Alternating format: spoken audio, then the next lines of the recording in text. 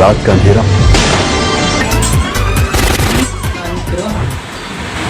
आज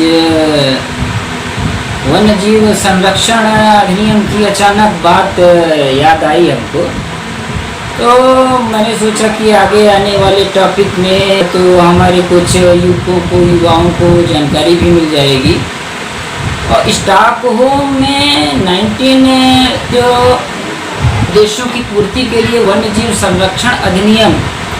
1972 लागू किया गया था। भारतीय संविधान अनुच्छेद 48A और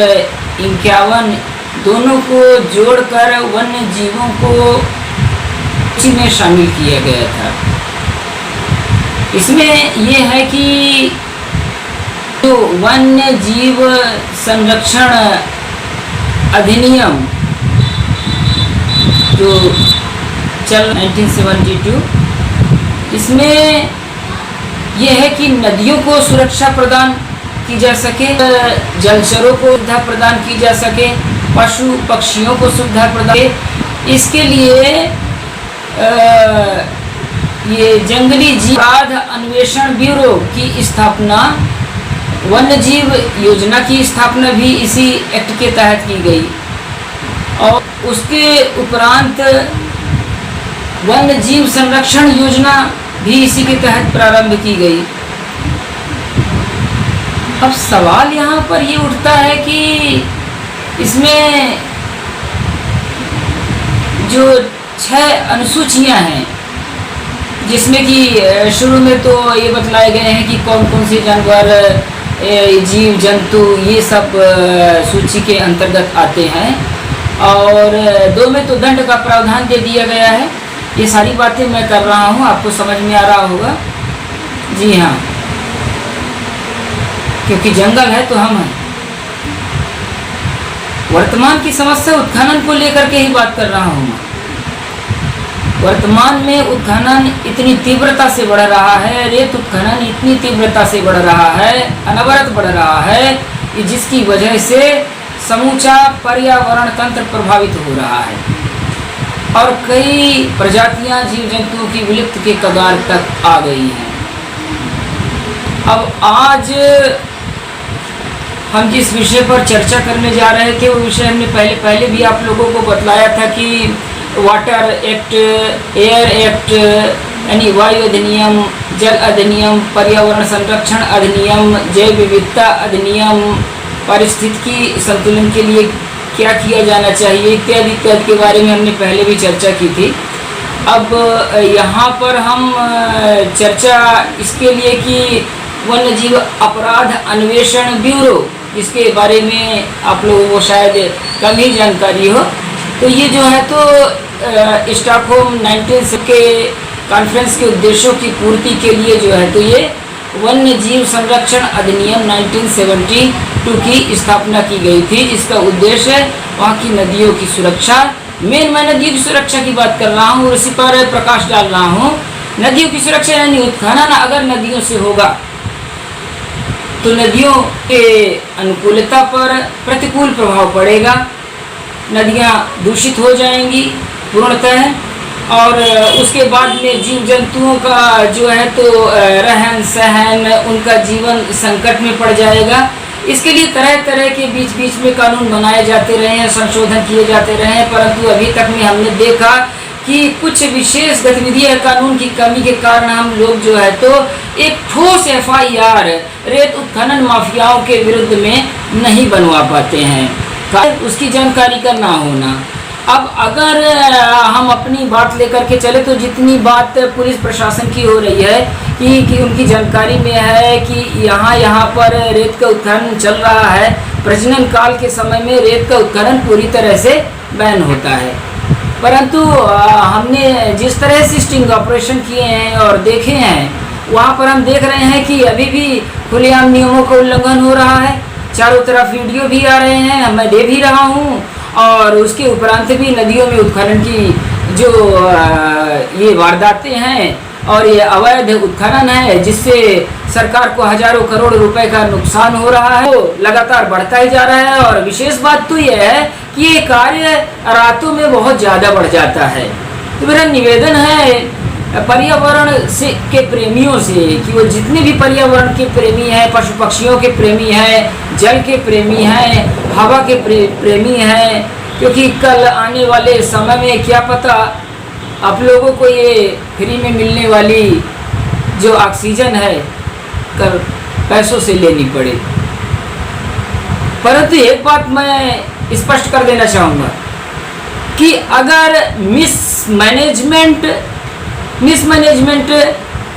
किसी भी लोक सेवक के द्वारा किया गया है, यानी कि वो अपने रूल्स रेगुलेशंस का फॉलो नहीं कर रहा है,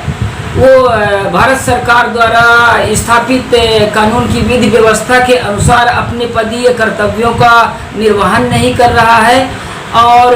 उसके बावजूद भी वो मनमाना काम मिसमैनेजमेंट फैला रहा है, जिसकी वजह से जो है तो ये पर्यावरण संरक्षण, प्रकृति संरक्षण को खतरा उत्पन्न हो रहा है, वो भी इसी दायरे में आएंगे। क्योंकि हर विभाग को जानकारी देने के बाद अगर ये समस्या नहीं रुक पाती है तो इसमें हम यही कहेंगे कि व्हिसिल ब्लोइंग प्रोटेक्शन एक्ट का वायलेशन हुआ पूरी तरह से, फिर प्रिवेंशन ऑफ करप्शन एक्ट, फिर उसके बाद prevention of money laundering act,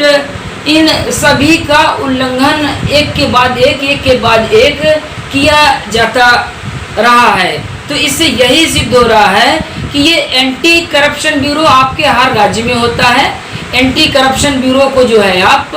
पूरी तरह से जानकारी दे सकते हैं। इनकी शिकायतें जो है अधिकारी अगर नहीं करते विजिलेंस में की जा सकती है, एंटी करप्शन ब्यूरो में की जा सकती है, और उसके उपरांत भी कार्रवाई नहीं हो पा रही है तो आप वन विभाग के साथ, वन विभाग के साथ मिल करके उनको सहयोग भी दे सकते हैं, क्योंकि वो आम जन का भी सहयोग चाहेंगे, क्योंकि आम जन से बड़ा सूचना तंत्र नहीं होता है। और ये जितने अधिनियम हमने बतलाए, व्हिसिल ब्लोइंग प्रोटेक्शन एक्ट आपको, और ये आपका anti corruption act, prevention of corruption act, prevention of money laundering, इसके तहत वो सभी कोई आते हैं जिनको पता है कि अवैध उत्खनन लगातार होता जा रहा है, नवरत होता जा रहा है, परंतु in spite of all they are not taking any type of action. तो इसकी शिकायत Anti Corruption Bureau Madhya Pradesh, government of MP को की जा सकती है, विजिलेंस को की जा सकती है, और अगर पुलिस पर जाएंगे तो पुलिस हो सकता है कि इसमें अपने कदम पीछे करे, परंतु ऐसा करना पूरी तरह से गैरकानूनी है। कानून के लिए भी वो गैरकानूनी हो जाएगा। और उसके बाद में अगर पुलिस को या वन विभाग को सारी जानकारियाँ मिल चुकी हैं तो पर्यावरण संरक्षण अधिनियम, वन अधिनियम, जलवायु अधिनियम, जल अधिनियम और जैव विविधता अधिनियम, पशु संवर्धन अधिनियम, पशु संरक्षण अधिनियम, इन सभी चीज़ों का पालन करने के लिए ये जो उत्खनन हो रहे हैं, इनसे जो वाटर लेवल कम हो रहा है,